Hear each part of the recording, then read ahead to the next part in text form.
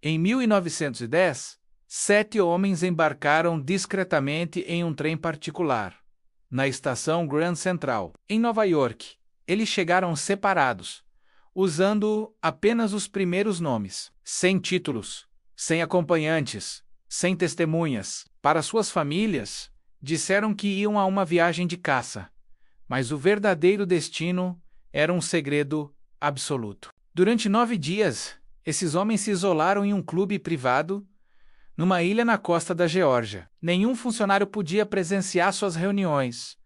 Nenhum registro foi feito, e o que foi criado ali mudaria os Estados Unidos e o mundo. Por mais de um século, naquela ilha, eles elaboraram um sistema que se tornaria o Federal Reserve, o Banco Central Americano. Isso não foi um projeto discutido no Congresso ou debatido publicamente. Foi construído em segredo por banqueiros e depois apresentado como uma reforma popular destinada a ajudar agricultores e trabalhadores. O Congresso aprovou sem entender plenamente o que estava sendo criado.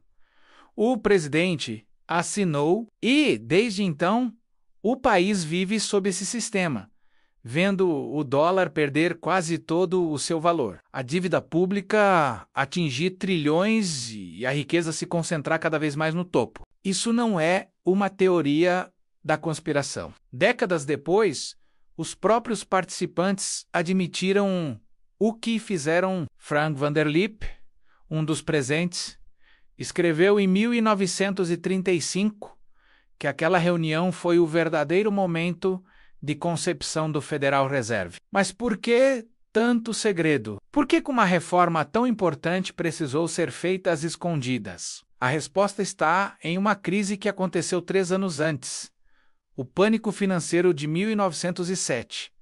Naquele ano, o sistema bancário americano quase entrou em colapso. Bancos faliram, depositantes entraram em pânico e o governo não tinha recursos suficientes para conter o caos. Um homem assumiu o controle, J.P. Morgan. Aos 70 anos, o banqueiro mais poderoso da América reuniu seus pares em sua biblioteca particular e, usando seu próprio dinheiro e o de outros magnatas, coordenou o resgate de todo o sistema financeiro. O pânico foi contido, mas Morgan percebeu algo crucial. O sistema não podia depender da vontade de um único homem. Era preciso criar uma instituição permanente, capaz de criar dinheiro do nada e emprestar sem limites em tempos de crise. Em outras palavras, um banco central. O problema era que os americanos odiavam essa ideia. O país já tinha tido 2 bancos centrais antes, e em ambas as vezes eles foram abolidos. A razão? Concentravam poder demais nas mãos da elite financeira e eram vistos como uma ameaça à liberdade. Qualquer proposta para um novo banco central seria rejeitada na hora. A solução foi genial e assustadora. Criá-lo sem chamá-lo de Banco Central. Em 1908, o Congresso criou uma comissão para estudar reformas bancárias. O presidente dessa comissão era o senador Nelson Aldrich, sogro de John Don Rockefeller Jr. e um grande aliado de J.P. Morgan. Depois de uma viagem pela Europa para estudar os bancos centrais de lá, Aldrich concluiu que os Estados Unidos precisavam de algo semelhante, mas com uma roupagem diferente, disfarçado de um sistema descentralizado para não assustar o público. E foi assim que, em novembro de 1910, ele convocou a reunião secreta. 6 homens influentes se juntaram a ele. Pense nesses nomes: Nelson Aldrich, o articulador político; Henry Davidson, sócio de J.P. Morgan; Frank Vanderlip, presidente do National City Bank, o banco dos Rockefeller; Paul Warburg, um especialista em bancos centrais europeus; Charles Norton, do First National Bank de Nova York; Benjamin Strong, do Bankers Trust; e Arthur P. Andrew, do Tesouro Americano. Juntos, eles representavam os impérios financeiros mais poderosos da época. Morgan Rockefeller e Loeb. Eles controlavam uma fração gigantesca da riqueza mundial. Esses homens viajaram em segredo absoluto para a ilha Jekyll, na Geórgia, uma propriedade particular de famílias bilionárias. Durante 9 dias, isolados do mundo, eles projetaram a estrutura do Federal Reserve.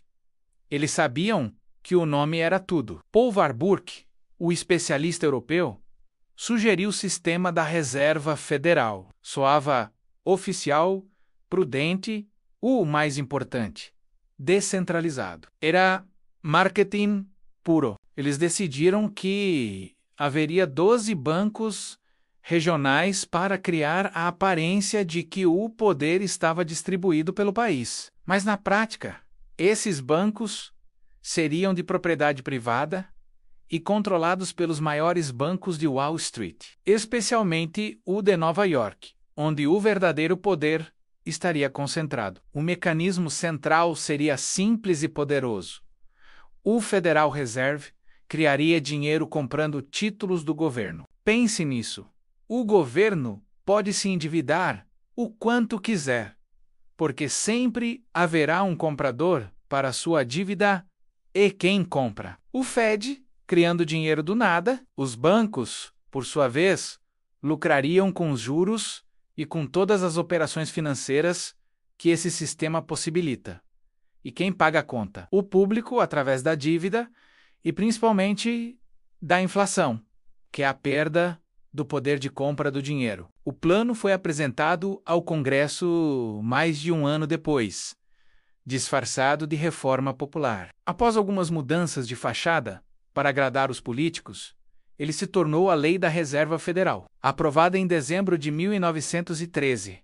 A partir daquele momento, os Estados Unidos nunca mais foram os mesmos. Com o novo sistema, o governo pôde financiar guerras, como a Primeira Guerra Mundial, resgatar bancos em crise e expandir a dívida pública sem limites. O poder de criar dinheiro, que antes pertencia ao Congresso, foi transferido para as mãos de um pequeno grupo de banqueiros. As grandes crises e bolhas financeiras que se seguiram, como a de 1929, a de 2008 e as que vivemos em tempos mais recentes, repetem o mesmo padrão: uma expansão artificial de crédito e dinheiro que cria uma bolha seguida por um colapso. E em cada ciclo, a riqueza se concentra ainda mais no topo, beneficiando os mesmos grupos que criaram o sistema. Hoje, mais de um século depois,